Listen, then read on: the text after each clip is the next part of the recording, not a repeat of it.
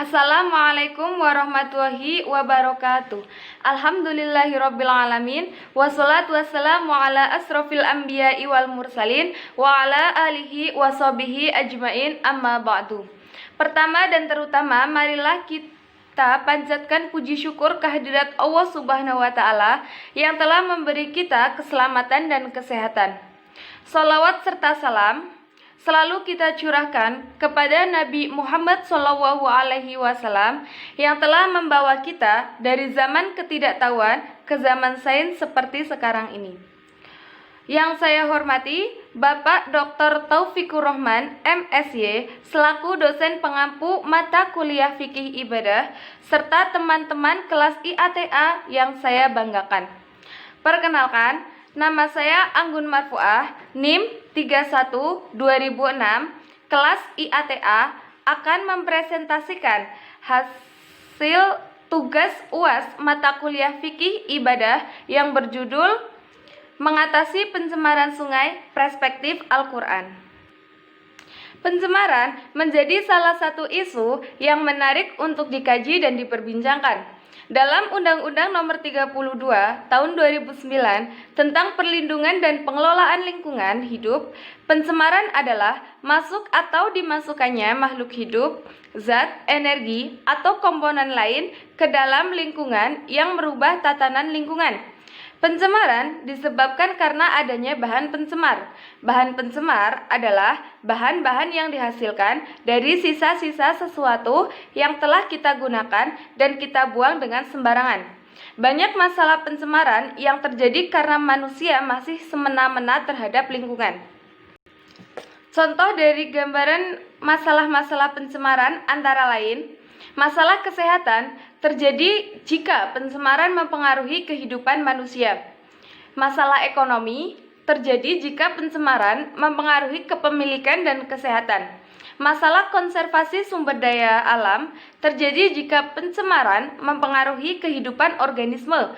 Dan masalah estetika terjadi jika pencemaran mempengaruhi perasaan.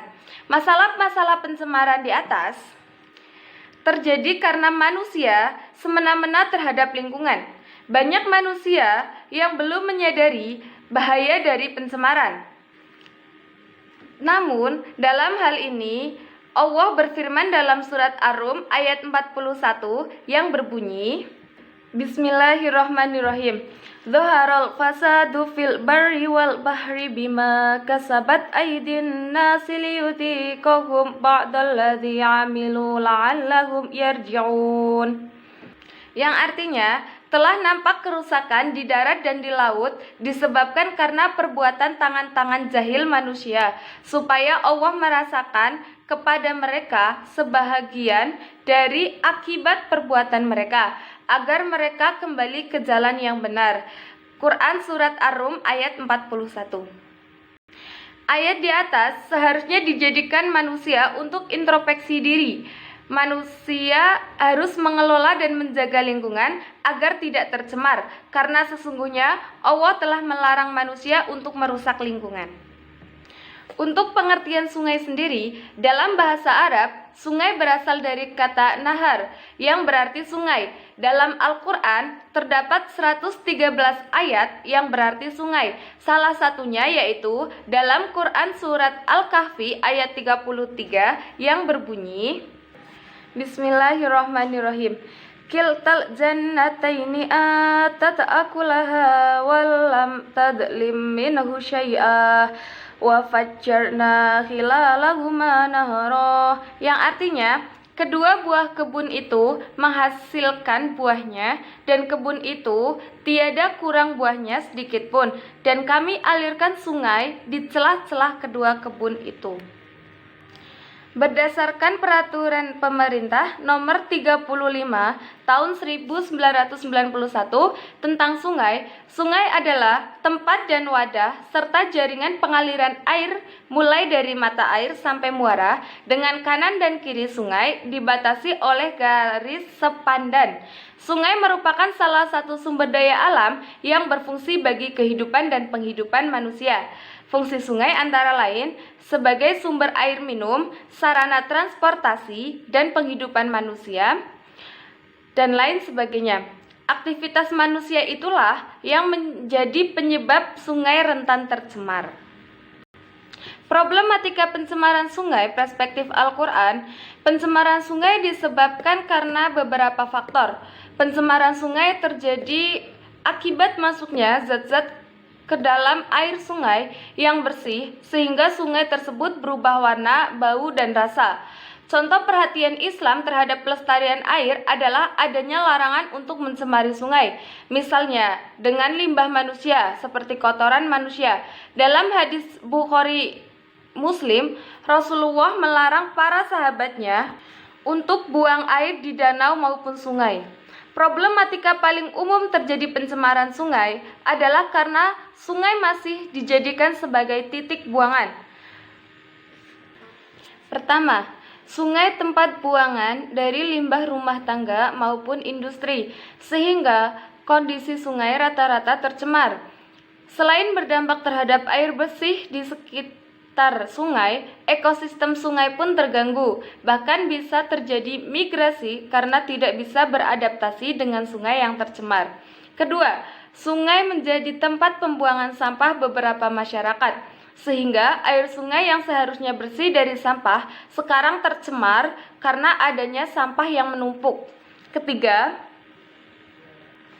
sungai menjadi hilir buangan air saat musim hujan. Salah satu dampak paling besar yang terjadi yaitu banjir saat musim hujan.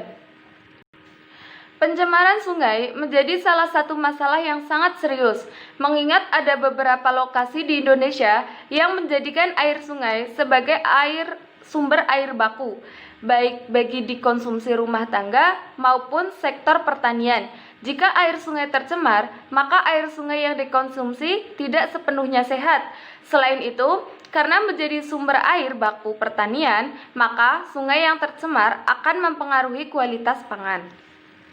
Mengingat bahaya dari adanya pencemaran sungai, seharusnya kita sebagai manusia yang berakal dan taat kepada Allah selalu menjaga kebersihan lingkungan.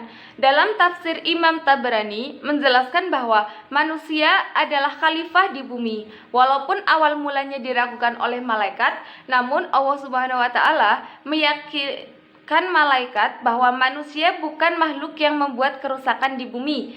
Selain itu, manusia juga memberikan kelebihan ilmu kepada Nabi Adam.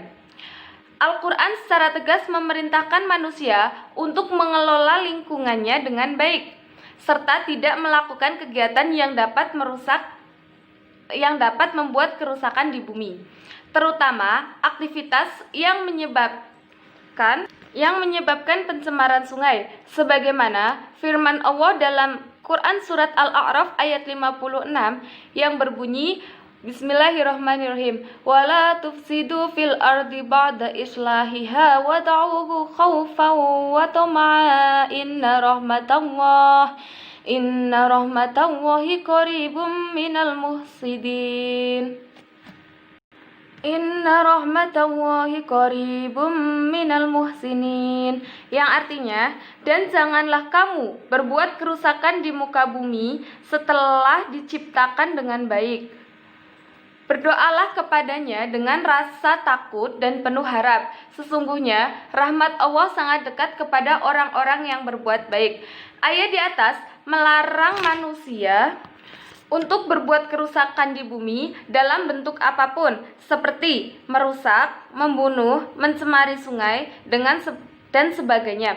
Allah memerintahkan manusia untuk menjaga alam.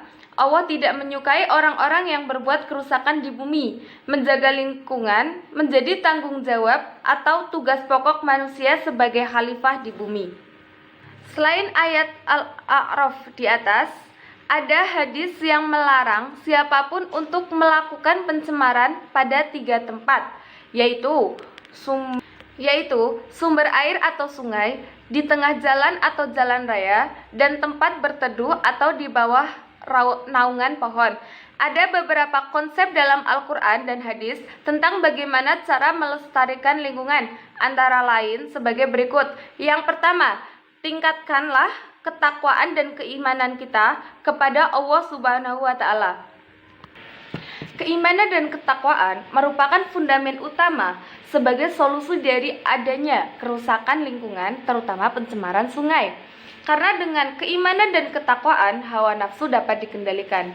Sangat jarang orang-orang yang kuat imannya melakukan kegiatan yang dapat merusak alam. Contohnya adalah pencemaran sungai.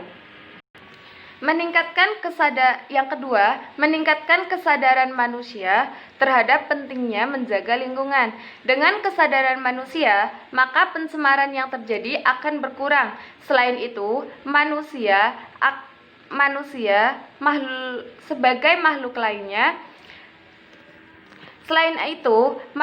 dan makhluk lainnya juga akan aman dari penyakit yang ditimbulkan dari adanya pencemaran. Kesadaran lingkungan bagi masyarakat ditunjukkan dengan adanya respon dan sikap serta pemikiran positif manusia terhadap lingkungan hidup. Yang ketiga, menjaga kebersihan diri dan lingkungan. Menjaga kebersihan diri dan lingkungan sangat penting dilakukan agar tidak terjadi pencemaran. Kebersihan diri dan kebersihan lingkungan saling berhubungan. Kebersihan diri tidak akan tercapai tanpa kebersihan lingkungan dan alam sekitar, sebagaimana yang disampaikan oleh Nabi Muhammad SAW. At-tahuru syatrul iman, yang artinya kebersihan atau kesucian itu bagian dari iman. Hadis riwayat Muslim. Maksud dari hadis di atas menurut beberapa ulama berbeda-beda. Ada ulama yang menjelaskan bahwa menjaga kebersihan dan kesucian itu menghapus kesalahan yang telah dilakukan. Dengan syarat orang itu harus beriman, karena itulah kebersihan disebut sebagian dari iman.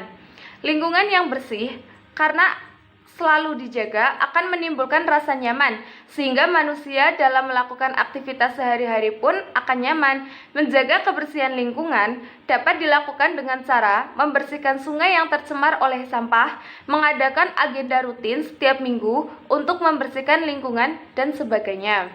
Yang ketiga, melakukan reboisasi atau penanaman kembali. Reboisasi atau penanaman pohon kembali dapat mengurangi pencemaran lingkungan yang ada. Reboisasi dapat sedikit membantu dalam mengatasi pencemaran sungai. Pohon-pohon atau tanaman yang ditanam di pinggir sungai dapat menjadi penyegah limbah yang menumpuk.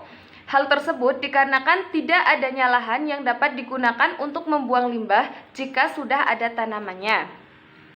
Pohon-pohon atau tanaman yang ditanam di pinggir sungai akan menghasilkan oksigen yang membantu mengurangi pencemaran udara. Selain itu, tanaman yang ditanam di pinggir sungai dapat digunakan biota laut seperti ikan untuk berkembang biak. Yang kelima, adanya sanksi bagi para perusak lingkungan. Pencemaran lingkungan, salah satunya pencemaran sungai, adalah salah satu kegiatan yang terlarang karena tidak sesuai norma dan etika kehidupan. Misalnya saja, membuang sampah atau limbah di sungai. Hal tersebut tidak sesuai dengan norma dan etika kehidupan masyarakat, karena hal tersebut termasuk kerusakan alam dan eksploitasi sumber daya alam. Hal ini sangat merugikan terhadap kemaslahatan umat atau manusia. Oleh karena itu, diadakannya sanksi bagi para perusak lingkungan. Sanksi yang diberikan kepada perusak lingkungan adalah hukuman yang memberikan efek jera. Terdapat 4 prinsip sanksi bagi perusak lingkungan. Yang pertama yaitu sanksi yang mendidik dan memberikan efek jera terhadap pelaku. Kedua, sanksi yang memberi rasa takut dan efek jera terhadap orang lain. Ketiga, sanksi yang diberikan sesuai dengan tindakan yang dilakukan dalam mencemari lingkungan. Dan keempat, sanksi bersifat umum dan seimbang dengan kejahatan yang dilakukan. Dari prinsip di atas, sanksi yang diberikan kepada pelaku disesuaikan dengan tindak kejahatan yang dilakukan. Misalnya, pelaku pencemaran sungai yang mengakibatkan kerusakan alam dan menimbulkan penyakit, pelaku tersebut dapat diberi sanksi berupa hukuman penjara yang memberi efek jera dan mendidik. Sanksi harus diberikan dengan adil, karena di mata hukum semua kalangan itu sama, tidak dibeda-bedakan. Beberapa ulama lebih tegas lagi, seperti Imam Malik, Imam Ahmad, dan beberapa ashab Imam Syafi'i. Mereka menjelaskan bahwa pelaku kerusakan berimbas pada hilangnya nyawa seseorang, pelaku bisa mendapatkan hukuman mati. Hal ini dilakukan karena para pembalak hutan, pembuang limbah, maupun perusak lingkungan dapat menyebabkan hilangnya nyawa orang lain, yaitu melalui tanah longsor, banjir, asap api, maupun air sungai yang tercemar yang diakibatkan oleh perusak lingkungan.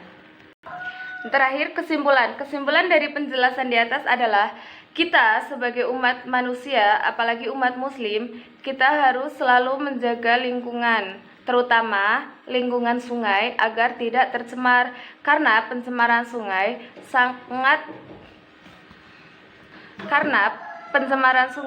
sangat berbahaya bagi kehidupan manusia, masyarakat, dan lain sebagainya. Mungkin cukup sekian yang dapat saya sampaikan. Saya berharap hasil presentasi yang saya berikan bisa bermanfaat untuk audiens, untuk semuanya. Bila merasa ada kekurangan dan kesalahan, saya minta maaf, saya mohon maaf, karena kesempurnaan hanyalah milik Allah Subhanahu wa Ta'ala. Sekian dari saya, akhirul kalam. Wallahu muwaffiq ila aqwamit thoriq. Wassalamualaikum warahmatullahi wabarakatuh.